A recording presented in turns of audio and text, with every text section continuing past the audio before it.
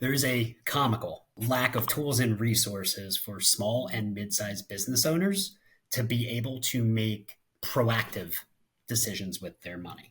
And a special thank you to our sponsor for this episode, Oswego Private Wealth Management.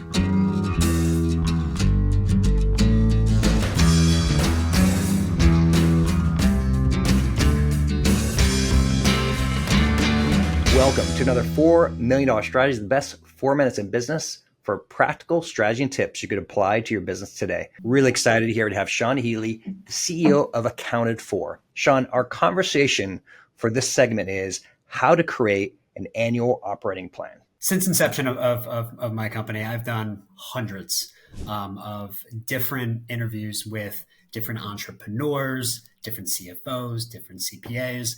And there's one thing across the board that everybody seems to agree on. There is a comical lack of tools and resources for small and mid-sized business owners to be able to make proactive decisions with their money. What's interesting and what the sad fact is most business owners, most small business owners and entrepreneurs, they don't have an annual budget. Most times they're making decisions based off of their bookkeeping data or more than likely just using their bank account, whatever the bank account balance is in that particular given day, which is more or less the equivalent of driving your car by staring in the rear view mirror, which is not overly ideal, a little dangerous if you know what I mean. If there's any business owners out there that are listening, I want you to be aware you are not alone. It can be very, very, very confusing, and it's very difficult to really just start building an annual budget. But what I wanted to do is I wanted to give you 3 quick tips to be able to at least start that process. So principle number 1 is you want to be able to start with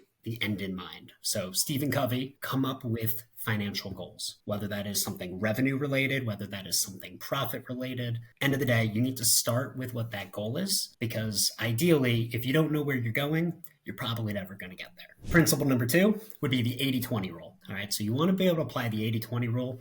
80% of your time should probably be going to 20% of some of your P&L line items. So when we look to actually build an annual budget, I would recommend starting with labor, because that's probably where your biggest cost is. It's the biggest driver to actually make change and actually impact your financial situation and get you to your goals. I would recommend starting with something like cost of goods sold. So as your company grows, obviously, your margin is going to be changing with it. So we want to make sure that we are putting certain boundaries and really just managing that whole idea. The third thing would be employee benefits. Tends to be the third greatest cost. We want to make sure that we are projecting that out and really getting very defined around that. The rest, you can put as much time as you want into, but usually it's not the item that's going to really get you over the goal line. The third thing is anything is better than nothing. What I always recommend to clients if it's their first time, grab a P&L for the last 12 months, and ask yourself, would this P&L get me to my goals if I had repeated this again in the next 12 months? The answer is no. Then fall back to that labor and figure out,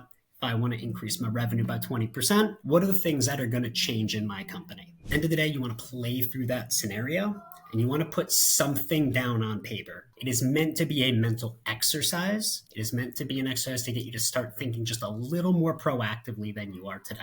Remember, perfection is the enemy of getting things done. So hopefully with these 3 tips, we can at least start that process, and hopefully you can start putting somewhat of an annual plan in place. Sean, really great suggestions on how to create an annual operating plan. Thank you so much for being on $4 million Strategies. Appreciate you.